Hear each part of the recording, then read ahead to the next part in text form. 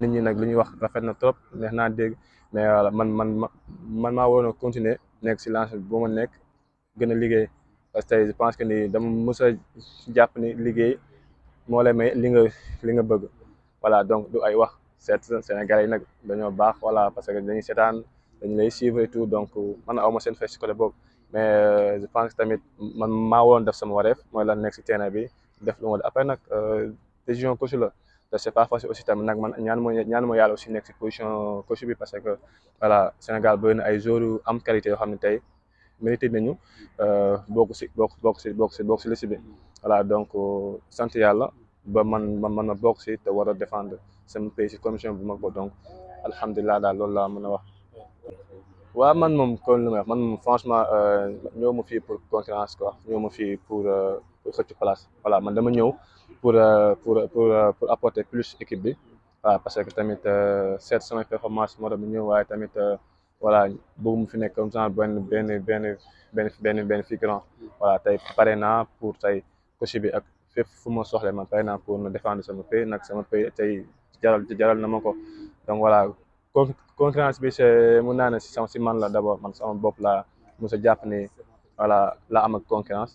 mais voilà mais fii dañoo ñëw sélection lañ ñëw te dañoo war a défendre tamit suñu trophée donc voilà j'espère que en tout cas daal ñun ñëpp dinañ nekk si forme parce que CAN bi du 11 rek moo koy joué donc 27 jours la xam tey dañoo pare pour mun a défendre pays bi et j'espère que tamit yàlla dinañu jàppale bu baax ba jëlaat coupe bi nag moo si ëpp solo. On est là pour défendre le pays, on est là pour rendre fiers les Sénégalais. C'est une grosse responsabilité, mais c'est une responsabilité que vous pouvez voir, on prend tous les bras ouverts. Non, je pense que voilà, le Sénégal a toujours cette étiquette de favori de par le talent qu'il y a dans cette sélection, de par la qualité des joueurs qui jouent dans les plus gros championnats et qui performent. Donc le Sénégal, comme tu l'as dit, a toujours cette étiquette de favori, mais là en plus on a l'étiquette de champion en titre. Donc on va dire que ça va donner un surplus de motivation aux adversaires. Voilà, ils vont vouloir 2 fois plus nous battre, mais on le sait, on peut pas être surpris. Ça, c'est quelque chose qui est ancré depuis 2 ans. On le sait que la prochaine fois qu'on allait jouer une compétition, ce serait pour défendre ce titre. Donc, on s'est préparé en conséquence. Et je pense aussi que voilà, sur les derniers matchs, oui, le Togo, c'était un match très difficile, mais c'est toujours difficile d'aller au Togo. Avant la CAN qu'on a remportée, on était allé au Togo, on perdait 1-0 et c'est Habib Diallo qui a marqué dans le temps additionnel. Donc c'est toujours des matchs compliqués contre eux. Ils ont toujours cette surmotivation contre le Sénégal. Ils l'avaient encore plus parce qu'on est champion en titre. Et je pense que il y a quand même des éléments positifs, c'est qu'on est reparti de là-bas sans prendre de but, alors que voilà, on a été très dominé et que même avec ça, on aurait pu quand même gagner le match. Donc même en étant dans un jour moins bien, on peut quand même faire la différence et c'est ce qu'il faut retenir. Oui, bien sûr, je pense que comme tu l'as dit, c'est un marathon. Il faut prendre son temps dans tout ce qu'on fait. Il faut aussi prendre le temps de la parole, de s'écouter, de se dire les choses. C'est ce qui fait la force d'un groupe. Le fait que le groupe soit uni, l'unité. Si le groupe est uni, comme le groupe qu'on a eu en 2022, oui, le Sénégal peut faire de grosses choses. Donc, on sait que ça, c'est quelque chose qui est indispensable, et qui n'est pas négociable. La vie de groupe est ce qui doit primer sur tout le reste, sur les égos, sur les personnes. On est là pour un objectif bien précis. On est là au service du pays pour continuer à rendre fiers les Sénégalais.